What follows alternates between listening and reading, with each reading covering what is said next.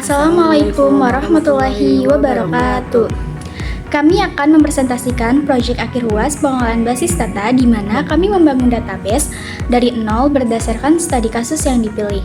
Proyek ini mencakup desain IRD, implementasi SQL, DDL dan DML, serta relasi antar tabel, view, trigger, storage procedure, serta pengaturan keamanan data. Tapi sebelum lanjut ke presentasi, izinkanlah kami berdua untuk memperkenalkan diri terlebih dahulu. Perkenalkan, nama saya Mailita Sumarnah dengan NIM 1224160031. Perkenalkan, nama saya Davani Nurul Fadila dengan NIM 1224160070. Di sini, kita akan membahas studi kasus pada persediaan barang pada restoran Burger King, Lotte Shopping Avenue, Jakarta. Jadi, salah satu tantangan utama dalam pengelolaan operasional restoran cepat saji seperti Burger King Lotte Shopping Avenue Jakarta adalah dalam hal pencatatan dan pengelolaan persediaan barang, seperti bahan makanan dan perlengkapan dapur. Selama ini, pencatatan dilakukan secara manual yang rentan terhadap kesalahan pencatatan, keterlambatan laporan, dan perbedaan antara data stok dengan kondisi nyata di gudang.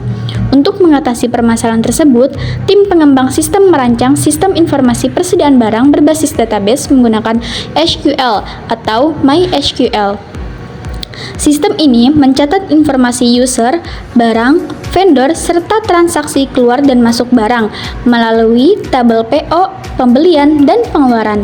Sistem ini juga dirancang untuk yang pertama, memastikan integritas dalam melalui relasi antar tabel yaitu foreign key, yang kedua, menyediakan view untuk pelaporan data stok, yang ketiga, menyediakan trigger untuk validasi otomatis, misalnya untuk pengecekan stok atau logging perubahan.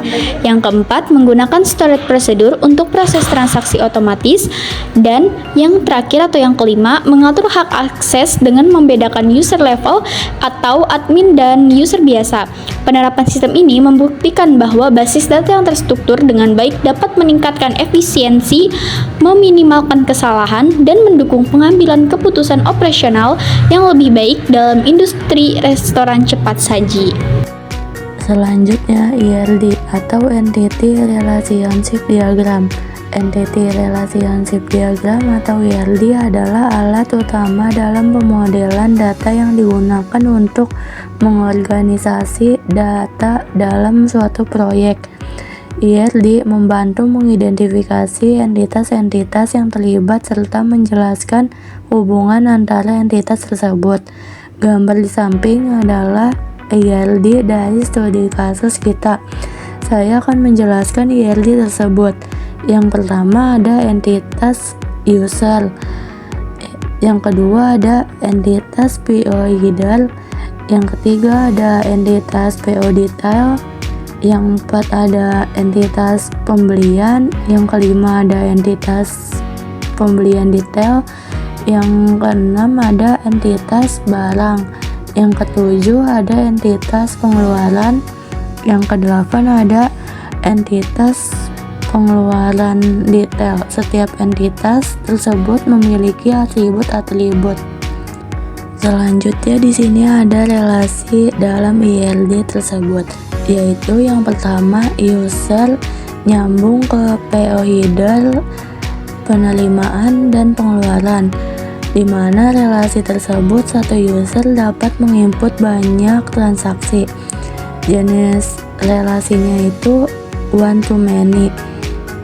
Artinya, satu user bisa membuat banyak data pembelian, penerimaan, dan pengeluaran.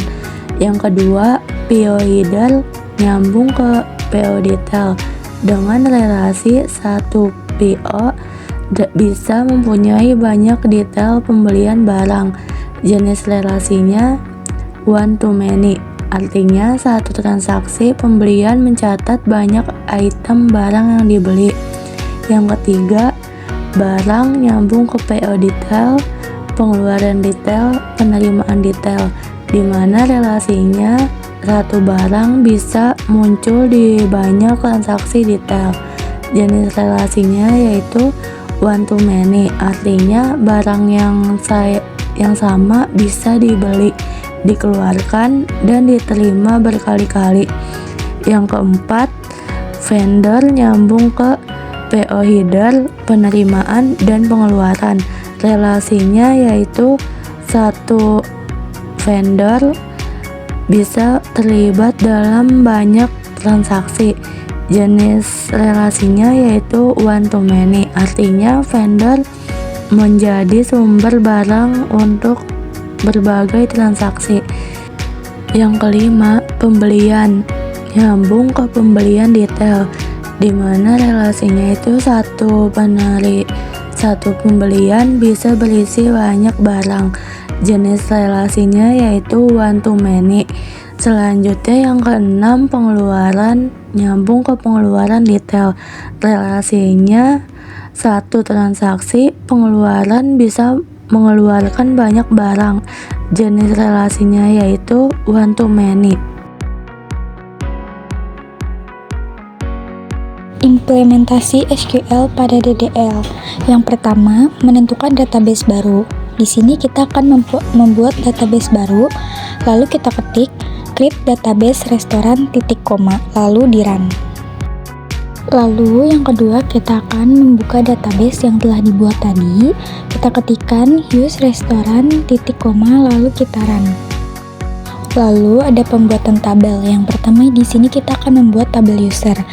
Nah, dalam pembuatan tabel user menggunakan script sebagai berikut. Pertama, create table tb user, buka kurung, nick, in, nama menggunakan tipe data varchar yaitu 70, password varchar 10, hak akses menggunakan tipe data varchar 30, lalu primary key yaitu nick, buka kurung, titik koma. Lanjut yang kedua, kita akan membuat tabel vendor. Kita ketik di sini create table tb vendor, buka kurung, kd vendor varchar 10, nama vendor varchar 70, alamat kita menggunakan teks, no hp varchar 13, primary key, kd vendor, buka kurung, titik koma. Lalu lanjut yang ketiga, kita membuat tabel barang.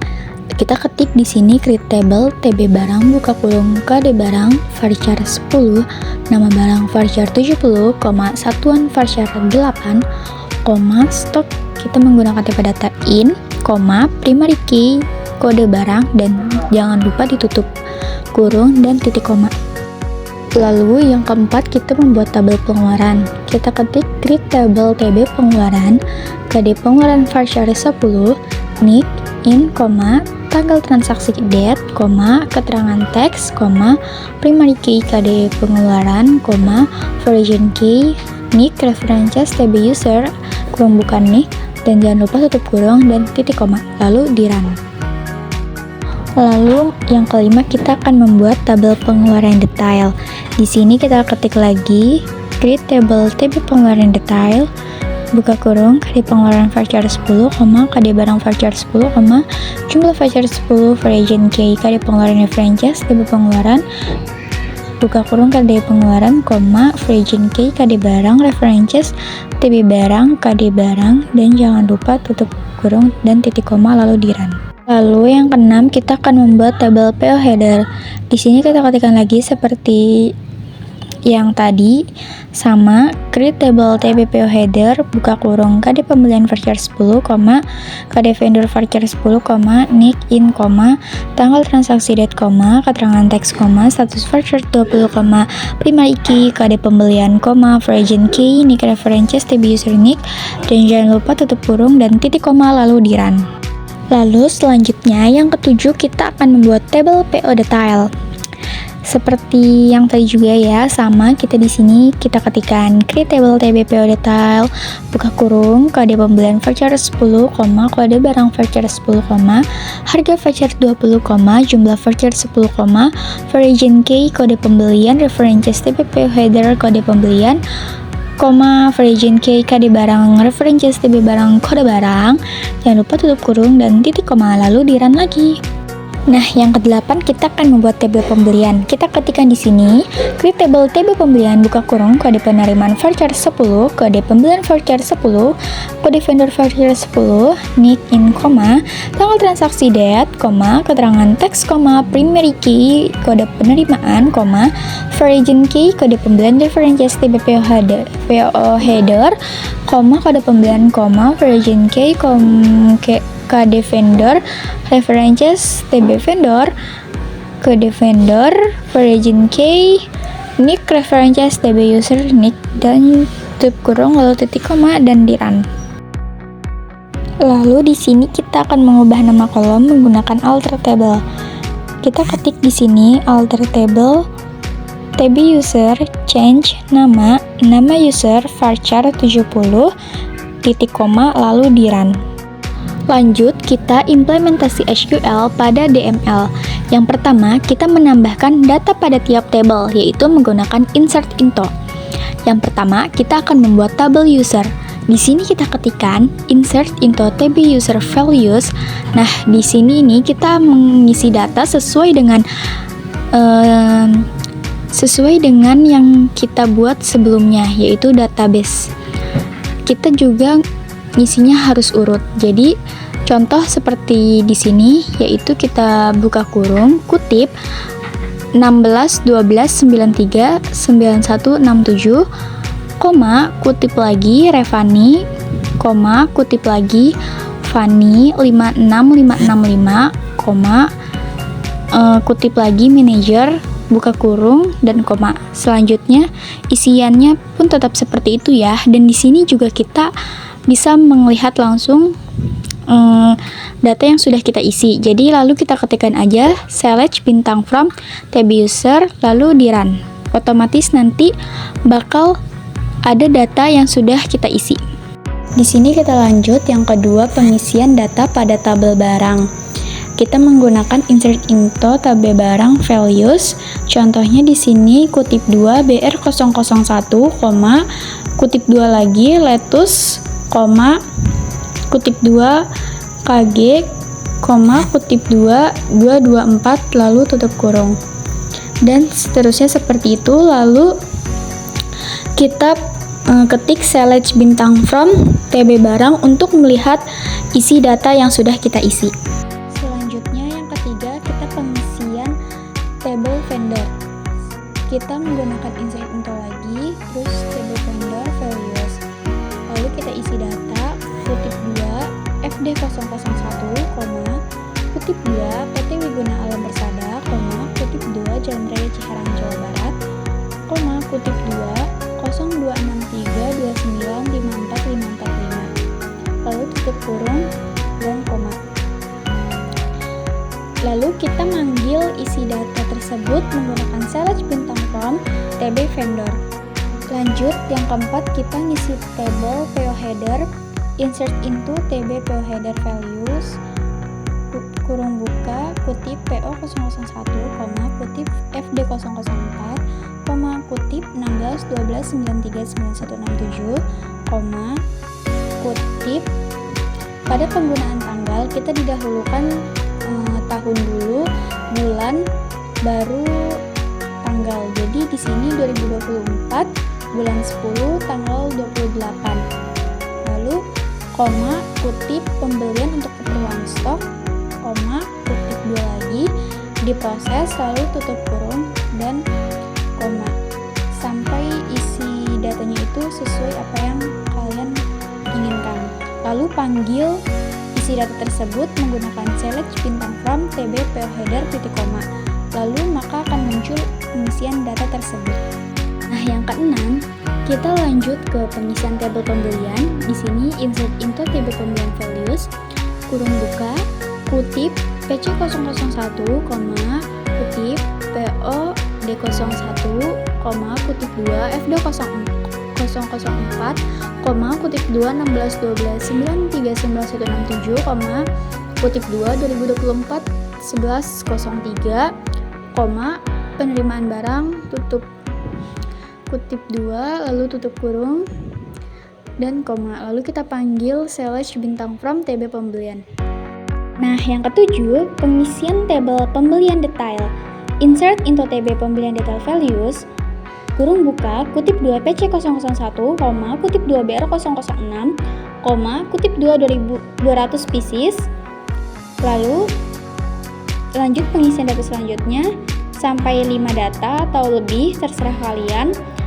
Lalu kita panggil pengisian data tersebut select bintang from table pembelian detail titik koma lalu di run. Nanti akan muncul pengisian data tersebut. Yang kedelapan, pengisian tabel pengeluaran.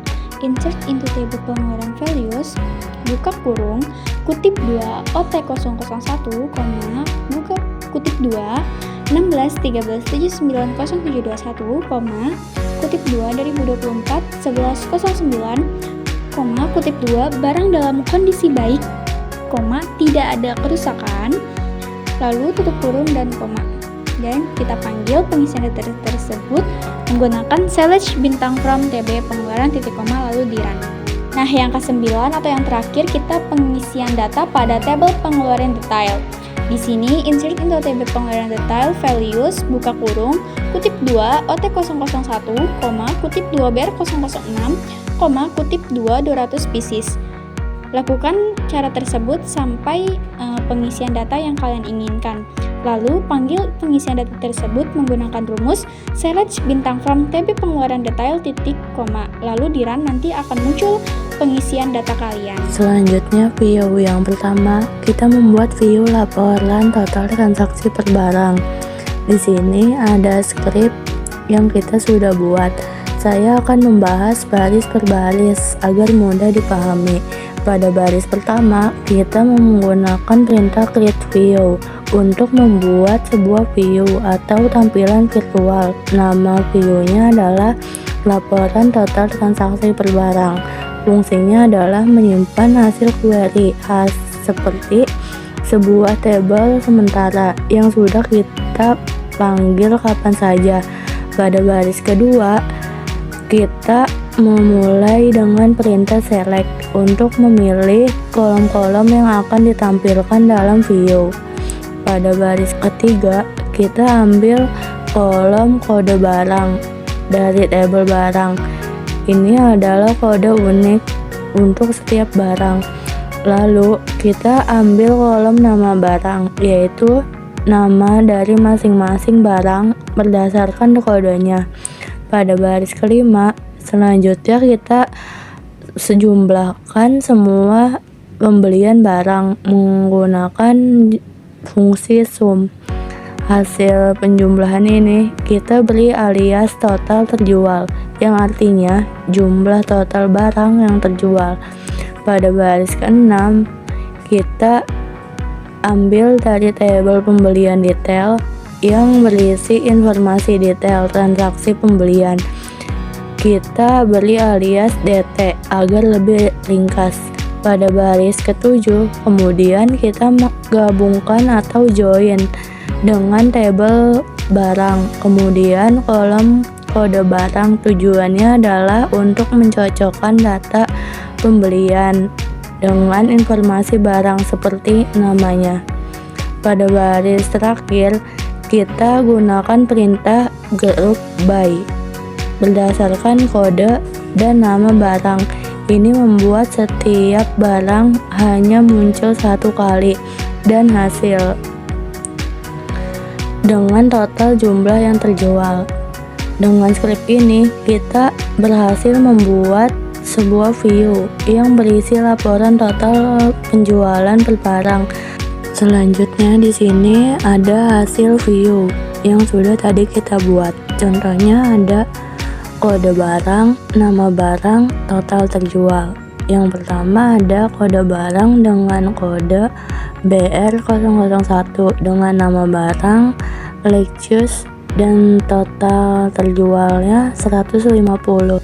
Sekarang kita masuk ke view kedua, yaitu view user terbatas. View ini dibuat untuk menggabungkan dua jenis data transaksi dari dua tabel berbeda. Kita mengambil tabel pembelian dan tabel PO header. Baris pertama digunakan untuk membuat view baru dengan nama view user terbatas. Tujuannya untuk menyajikan data dari sumber berbeda dalam satu tampilan gabungan. Pada bagian pertama, mengambil data dari tabel pembelian. Kolom pertama diberi nilai tetap pembelian sebagai penanda sumber data. Lalu kita ambil kode penerima sebagai kode, tanggal transaksi, dan juga keterangan. Kemudian kita menggunakan onion_all untuk menggabungkan data dari tabel berikutnya. Onion_all digunakan untuk semua data ditampilkan tanpa menghilangkan duplikat. Pembagian kedua, mengambil data dari tabel PO header. Kita isi kolom sumber dengan nilai tetap PO header. Lalu ambil kode pembelian sebagai kode, kemudian tanggal transaksi dan keterangan. Ini hasil view terbatas yang sudah kita buat. Ada kolom sumber, kode, tanggal transaksi, dan keterangan. Pada kolom sumber berisi pembelian dan PO header. Pada kolom kode ada PC 001 dan PO 001 dan tanggal transaksi dan keterangannya.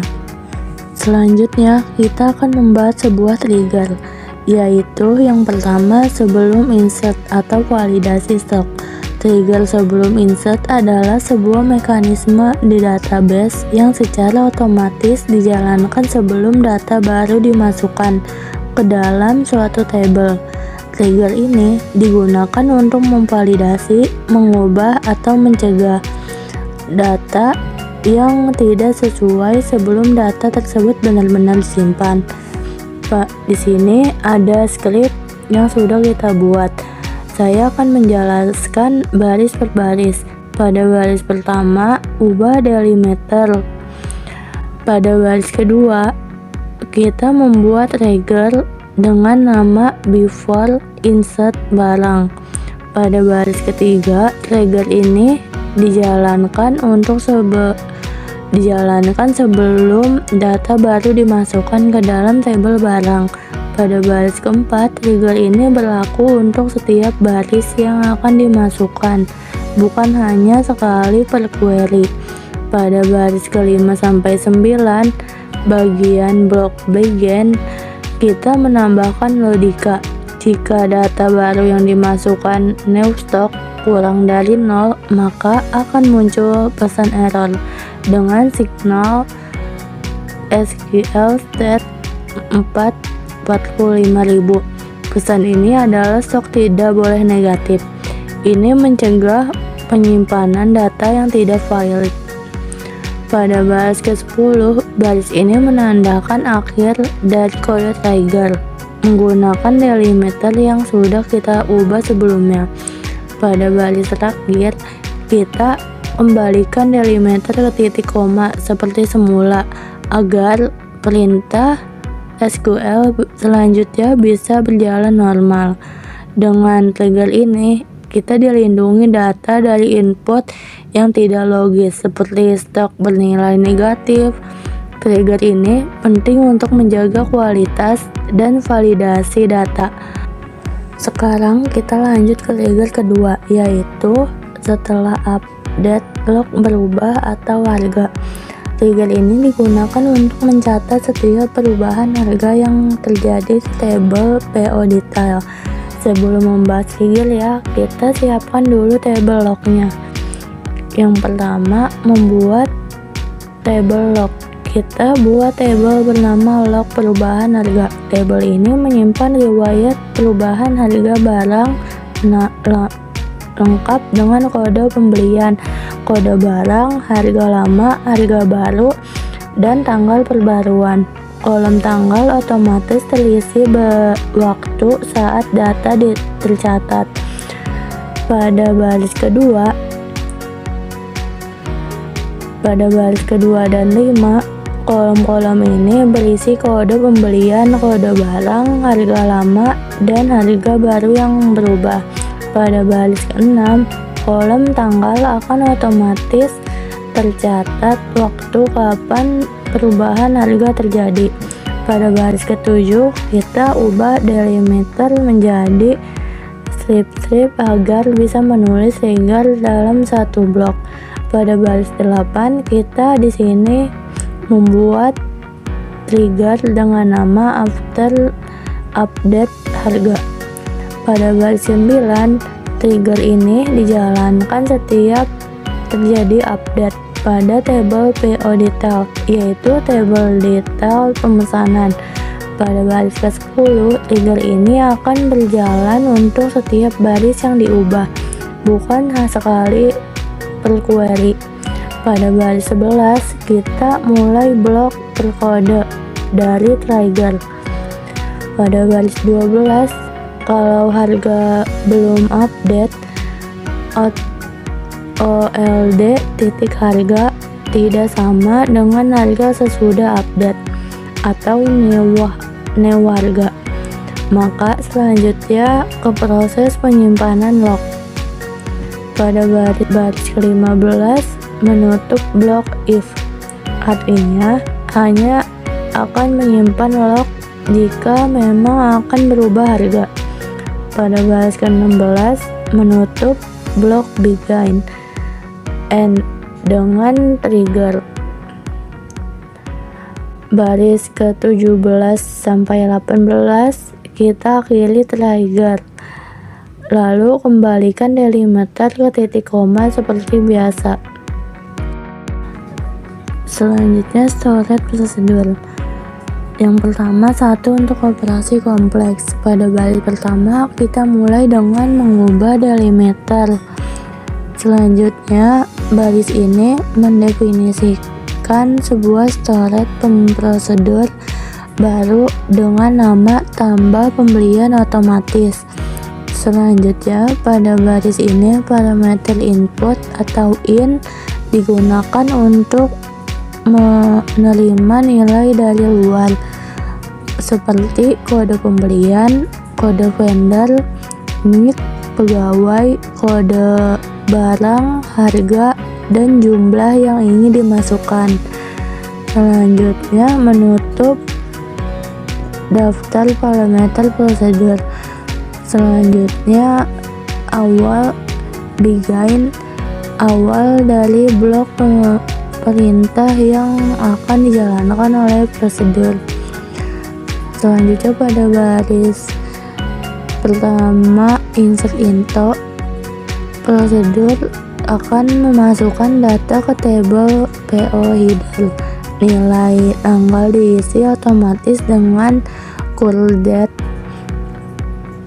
tutup kurung, dan keterangan ditetapkan sebagai otomatis. Status awal transaksi dicatat seperti proses. Pada baris selanjutnya, prosedur ini langsung menambahkan data ke tabel PO detail berisi detail barang, harga, dan jumlah berdasarkan kode pembelian yang sama. Selanjutnya, menutup blok prosedur. Pada baris terakhir, menandai akhir prosedur dengan delimiter titik koma seperti. Selanjutnya, storage prosedur yang kedua, yaitu satu untuk laporan atau ringkasan data.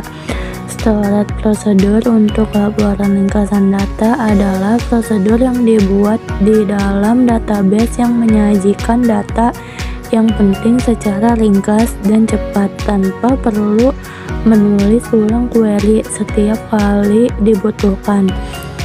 Yang di sini ada script yang sudah kita buat.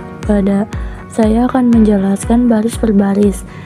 Yang pertama, kita awali dengan mengubah delimiter menjadi strip-strip untuk mendukung blok perintah yang terjadi dari beberapa baris. Pada baris selanjutnya, mendefinisikan sebuah storage prosedur bernama laporan ringkasan barang. Prosedur ini tidak membutuhkan parameter karena hanya akan menampilkan data ringkasan barang. Pada baris selanjutnya, begin memulai blok perintah dari prosedur. Baris keempat, perintah ini mengambil 3 kolom dari tabel barang, yaitu kode barang untuk kode barang. Selanjutnya untuk nama barang dan stok untuk jumlah stok barang tersedia. Prosedur ini cocok digunakan untuk membuat laporan ringkasan persediaan barang. Pada baris selanjutnya, N menutup blok perintah prosedur. Pada baris terakhir, menandai akhir definisi prosedur dengan strip-strip, lalu mengembalikan delimiter ke titik koma biasa. Selanjutnya, keamanan data. Pada baris pertama, membuat user baru bernama admin DB. User ini hanya bisa login dari localhost. Passwordnya adalah admin123. Selanjutnya, pada baris ini memberikan semua hak akses user admin DB, termasuk hak akses insert, select, update, delete, dan lainnya. Berlaku untuk semua tabel di database restoran. Selanjutnya, pada baris ini user bisa dengan akses terbatas, misalnya hanya select dan insert, yaitu create user, membuat user baru bernama user biasa. Loginnya hanya dari localhost. Passwordnya adalah user123. Selanjutnya, pada baris ini memberikan select dan insert, artinya user ini hanya bisa melihat dan menambahkan data, tidak bisa mengubah atau menghapus data. Selanjutnya, memberikan hak akses update ke user biasa. Pada baris pertama, memberikan hak update pada user biasa untuk tabel barang di database restoran. Sekarang user ini bisa mengubah data di tabel tersebut. Selanjutnya, mencabut hak akses update dari user biasa, yaitu revoke update on, untuk menghapus update dari user biasa. Setelah ini, user tersebut tidak bisa lagi mengubah data di tabel barang.